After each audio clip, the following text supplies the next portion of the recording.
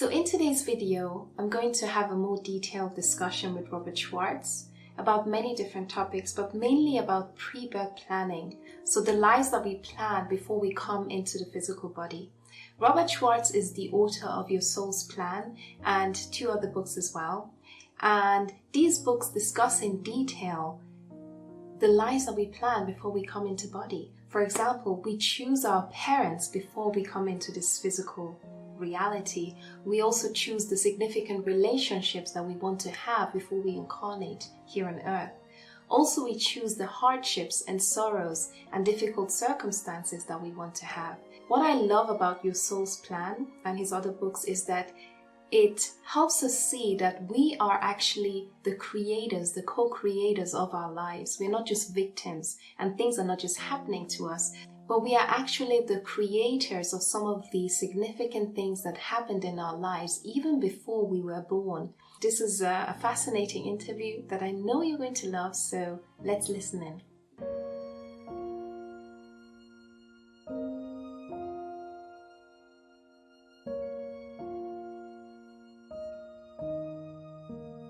So when I researched people's pre-birth plans for my 3 books, a lot of the information came through sessions with mediums and channels in which we talked to wise, loving, non-physical beings in spirit guides, angels, masters, and asked them, what did this person plan and why did they make those plans? One is there are a lot of people in body who don't really need to incarnate anymore because, as you said, they've already experienced pretty much everything here on the earth plane, but they chose to come back because they wanted to be of service. Service to another soul that was incarnating, or service to humanity as a whole, service perhaps to Gaia, to Earth, to the planet's ascension, and we can talk more later about ascension and what it is if you'd like to do that. This is the end of a spiritual season. It's the end of a 26,000-year spiritual cycle. And so a lot of people are wrapping up a lot of things in this lifetime. And those who don't have anything else to wrap up in their own evolution, they've come back to be of service and help out everybody else. Another thing I want to say in response to your question, it's my understanding that nobody has to reincarnate ever. No one is forced to. But you choose to because your perspective when you're back on the other side is very different than your perspective when you're here in body. And there are several key differences. One of the main differences is that when you're back on the other side in the non-physical realm we call home, you're very much aware of the fact that an incarnation on earth is actually very brief. It's here and then it's gone like a clap of thunder. Now, when you're in body, and especially if you're suffering, it doesn't feel that way, certainly. But from the non-physical vantage point, you know that a lifetime is actually very, very brief. A second key difference in perspective is that from the non-physical vantage point, you know that nobody is permanently harmed by anything that happens here. You may or may not know that when you're here in body, but you do know that when you're back on the other side. And the third key difference in perspective is that when you're on the other side, you're very much aware of the fact that any learning, growth, wisdom, healing that comes out of an incarnation, that wisdom becomes part of you literally for all eternity. Again, you might or might not know that when you're here in body, but you do know that when you're home on the other side. So from that perspective, that a lifetime is actually very brief. No one is permanently harmed by anything that happens here, and yet the wisdom becomes part of you literally for all eternity. From that perspective, it actually does make sense that a lot of beings would choose to come back, even though when you're here in body, you might be saying to yourself, I would never choose to come back here. I'm sure you're familiar with the term NDE or near-death experiences. And some people, when they cross over to the other side, so when they die, or when they have their NDEs, they experience a hell-like consciousness. Yeah, I'm familiar with the near-death accounts from people who have had hellish experiences. Well, first, let me say nobody has to have that experience. But the reason it happens to a small percentage of people who have near-death experiences is because they have beliefs in a hell, and or they have a feeling or belief of being sinful, having done bad things, and that they are going to be punished. In other words, when you first cross over, what you first experience is a direct reflection of what you believe you're going to experience. Now, there's no ultimate reality, so to speak, that is sustaining this hellish experience. It's a fiction. It's a fiction of consciousness. But your beliefs are very powerful, and they can temporarily create an experience like that. The ultimate reality that is hidden behind that temporarily for a small number of people is the realm of complete unconditional love that I spoke about earlier. That is ultimate reality. There is a divine intelligence that is sustaining that. But again, you can block your awareness of that temporarily if you believe that you are going to have a hellish experience. So there are a number of different densities, meaning vibrational planes that vary according to frequency. And which one you go to depends upon your beliefs at the time you cross over and your vibration at the time you cross over. So the lowest vibrational densities in the astral plane are the kinds of hellish realms that we spoke about earlier. And then you get into various levels of unconditional love. And as you go up in density, as you go up in vibration, the intensity of the unconditional love just grows stronger and stronger and stronger. So each higher vibrational density is an experience of greater peace, greater joy, greater bliss, greater ecstasy, greater oneness. What exactly is pre-birth planning for anybody who is curious? So Michael Newton is the person who developed the field of life between lives regressions. That's the kind of hypnosis I practice when I talked about the Council of Elders and so forth. So back in the 1990s, Michael Newton hypnotized a large number of people and took their consciousness back to the other side, in part to examine pre-birth planning and ask questions about it. And what he found is that, for example, in these rooms where the pre-birth planning takes place, there are what you could call screens. They're holographic or three-dimensional in nature, and they show scenes of things that are highly likely to occur in the upcoming incarnation. And people feel the emotions that they will feel in those scenes. They also feel the emotions other people will feel in those scenes. And it gives them a very good idea of what the upcoming lifetime is going to be like. And then if there's something there that is not to your satisfaction, you can say that and request that it be changed. He also found that, for example, there's a particular place you go to select the body that you're going to have. They explain to you what the pros and cons are of these different bodies, and then you choose the one that you feel most aligned with. Another thing that Michael Newton found in his research, when it's very important that you meet somebody, for example, a future spouse, you don't want to miss that opportunity because a lot of the planning depends upon it. So the personalities that are going to incarnate will actually rehearse how they are going to recognize each other. And they do things like, for example, a woman will show herself to her future husband wearing a particular kind of dress. There's a story in one of Michael Newton's books where a woman materializes a polka dot dress, and she says to the future husband, "This is the dress I will be wearing when you first see me." And so the seed is planted in his subconscious that when he sees a woman wearing that dress, he's going to want to talk to her. That's how they're going to find each other.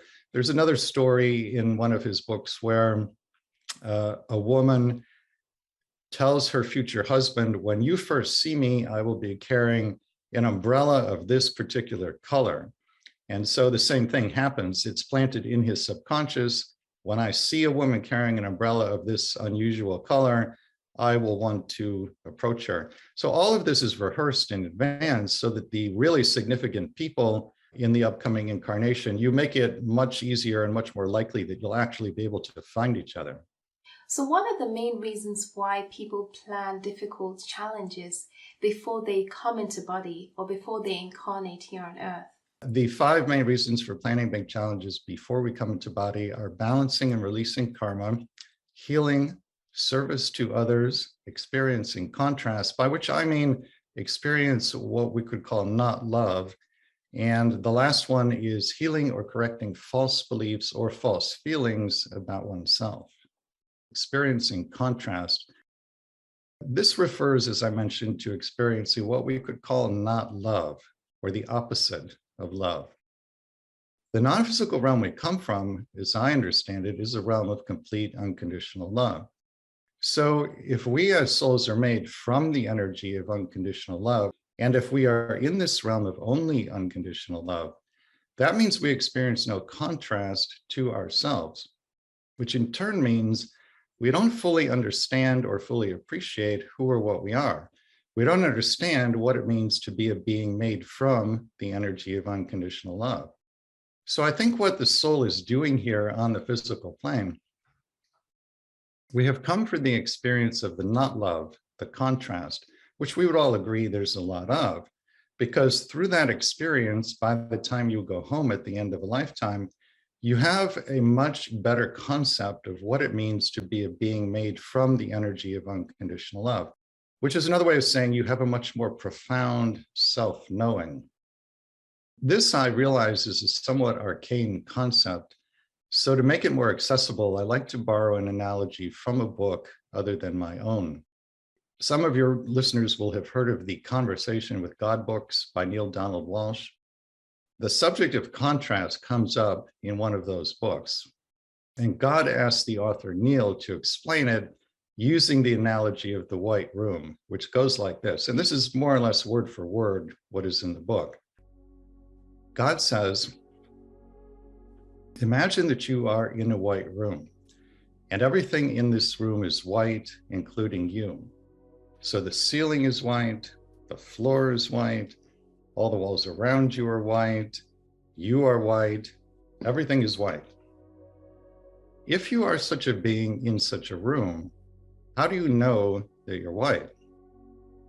Well, the answer is you don't. And in fact, you can't until you experience something that is other than white. Then once you've had that experience, then you understand much more deeply what it means to be a white being in a white room. This, I think, is what the soul is doing here on the physical plane. We are love. We are in a realm of only love. We therefore experience no contrast to ourselves. We therefore don't fully understand or appreciate who or what we are. And so we come to Earth for the contrast and not love, because through that experience, by the time we go home, we have a much more profound self-knowing, healing or correcting false beliefs or false feelings about oneself. And the way this one works is that just about everybody has had at least one past life, and usually many, in which certain things happened that caused you to pick up a false belief or false feeling about yourself. Two of the most common false beliefs or feelings about self are one, the one is powerless, and two, the one is unworthy or perhaps even worthless. If you feel or believe yourself to be powerless, unworthy, or worthless, to your soul that feels discordant, meaning your soul knows that those feelings or beliefs are simply not true. So what your soul will want, if you have picked up such a feeling or belief about yourself, is to heal or clear the false feeling or false belief. So how is that done? Well, here in the third dimension where we are, what will happen is you will draw or magnetize to yourself experiences that seem on the surface to confirm to you that you are in fact powerless, unworthy, or worthless. This is actually a fundamental function of life in the third dimension. The world is set up to mirror you back to you so that you can discover what lies within your consciousness. And if there's something there that is in need of healing, you can bring it to the light of conscious awareness, where you can then set about healing it. So again, if you feel or believe yourself to be powerless, unworthy, or worthless, you'll draw to yourself experiences that seem on the surface to confirm that false belief or feeling. Now, I understand that what I have just described might sound harsh and perhaps even punitive. But I can assure your audience, it is not the universe's intention to be either harsh or punitive. The universe is loving. And what it's trying to do in its infinite love for you is mirror you back to you so that you can find out what lies within your consciousness. And if there's something there that's in need of healing, bring it to the light of conscious awareness where you can then set about healing it. Balancing and releasing karma are not the same thing. An example I like to give to explain balancing karma is, let's say that there are two people who had a past life together in which one was ill and the other person was the caregiver.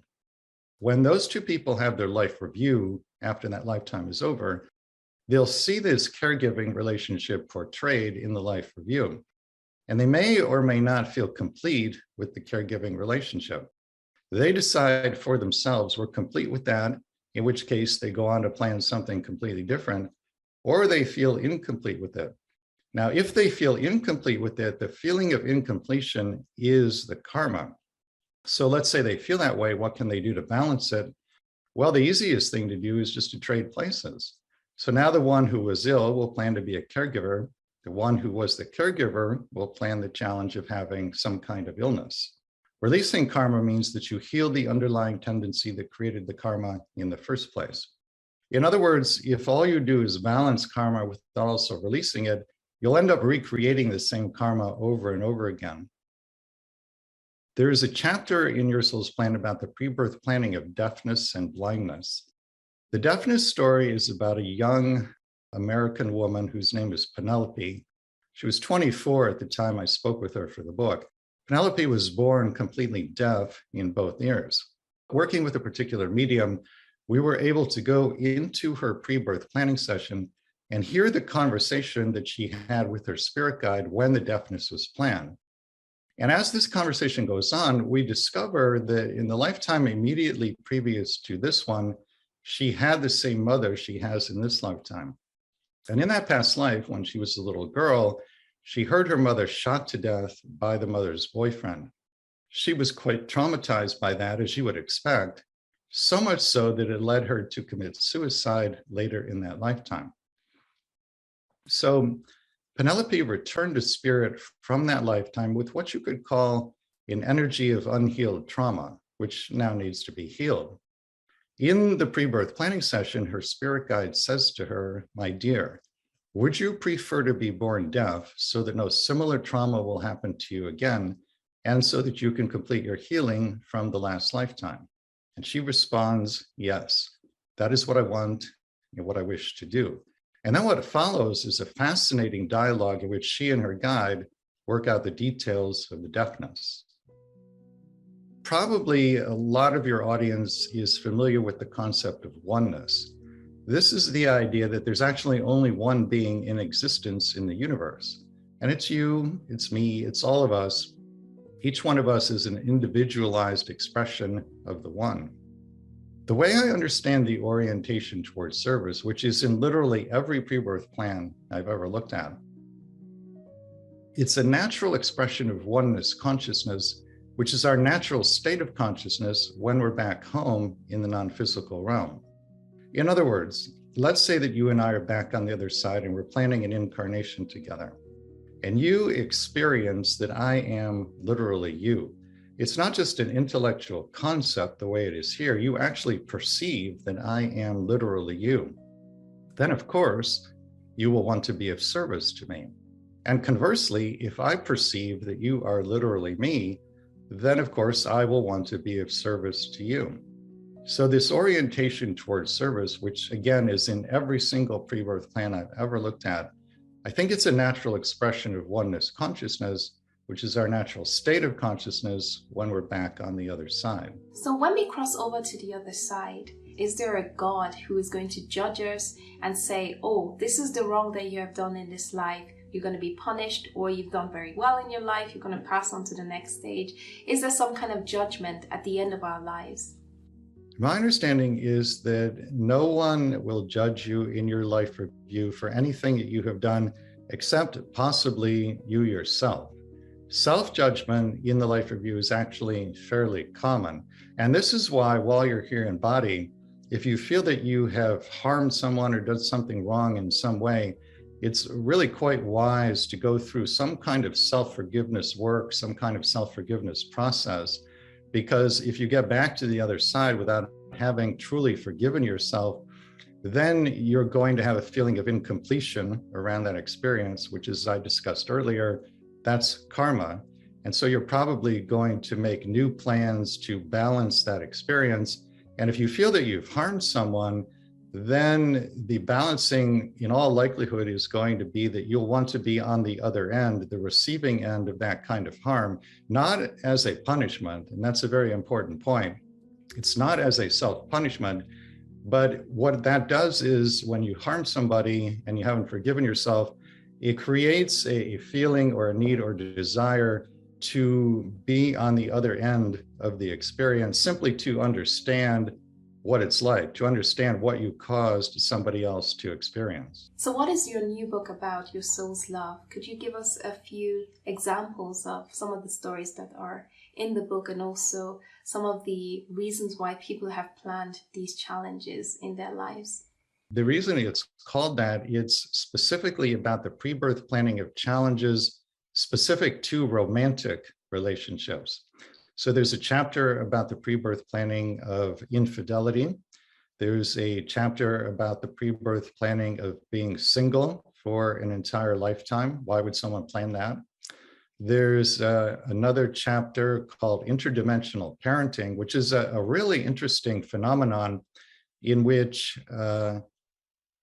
two souls, in this case, a man and a woman, have a child together.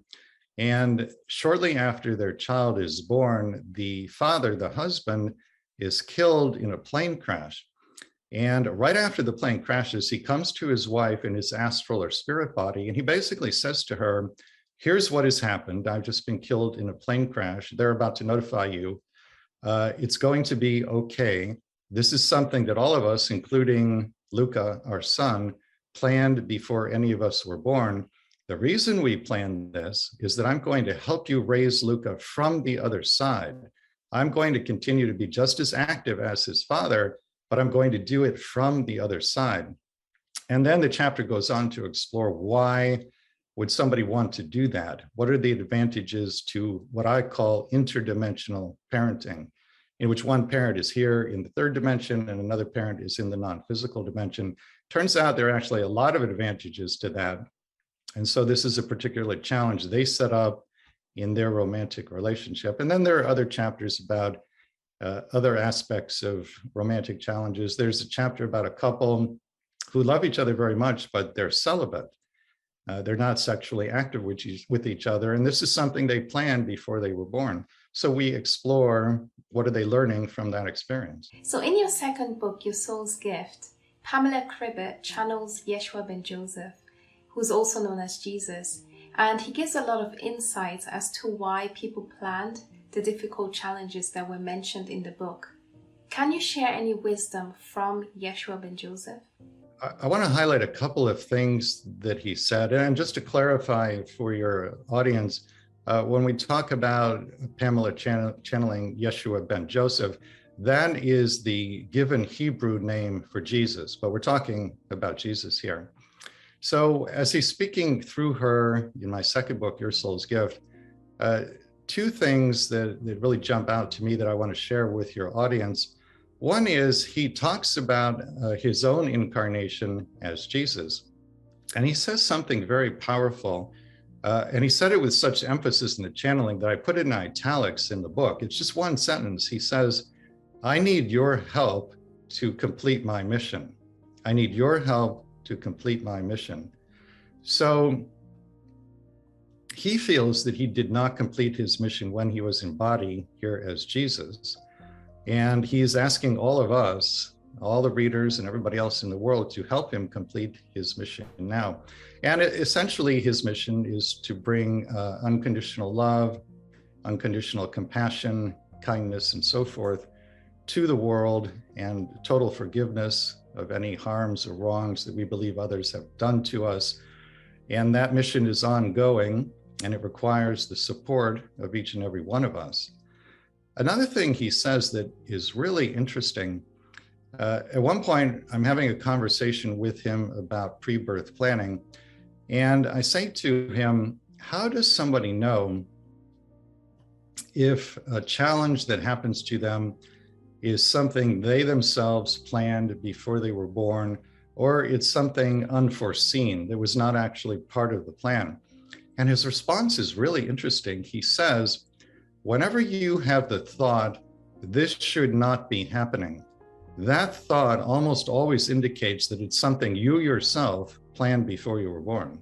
Finally, can you tell us a little bit more about Earth's ascension and the new Earth and just raising our vibration generally? So it's the end of a 26,000 year spiritual cycle. And what's happening at the end of this 26,000 years is that the Earth is moving up in vibration or frequency from the third dimension, or third density is a better term, through fourth density, which is where we are now, and then eventually into fifth density. Fifth density is a vibration of oneness and unconditional love. So this is a dramatic and radical and unprecedented shift in the Earth's vibration. And those of us who are in body now came to assist with the ascension process. So what does the ascension process consist of? Well, it's essentially a process of purification. What is happening is that a lot of divine light direct from source is flooding the planet. And this is having a profound impact on every life form on the planet, and also within the planet and around the planet. The light has the effect of bringing to the surface everything unlike itself. In other words, everything of a lower vibration. The reason it does that is so that you can recognize these lower vibrational thought forms or feelings or whatever they might be, recognize them consciously, thank them for whatever they have taught you, bless them, and then release them to the universe or release them to source. That's essentially the process of letting go of something that is of a lower vibration. So for eons now, these lower vibrational thought forms and feelings and emotions, they've been largely subconscious, hidden from the awareness of the average person, but driving behavior in quite significant ways. And now all of this darkness is coming to the surface, and it's happening individually in every person's life. And it's also happening collectively to humanity as a whole, which I think is why you see all the craziness you see in the news these days. All the darkness is being brought to the surface by this influx of light. It's being brought to the surface so that we can recognize it, bless it, thank it, release it, let it go. And once it's gone, that allows our vibration to rise. It allows the planet's vibration to rise. And then we can complete the passage through fourth density and into fifth density. And we will get to a point, and I don't know when it's going to happen. I don't think anybody knows exactly when it will happen, but we will get to a point, as I understand it, where we return to a state of oneness consciousness in which we no longer perceive ourselves as separate beings. We have a direct perception of the fact that each one of us is actually a cell, what you could call a cell in the heart of God. Each one of us is a cell in one magnificent being that exists all throughout all the dimensions in all the universes.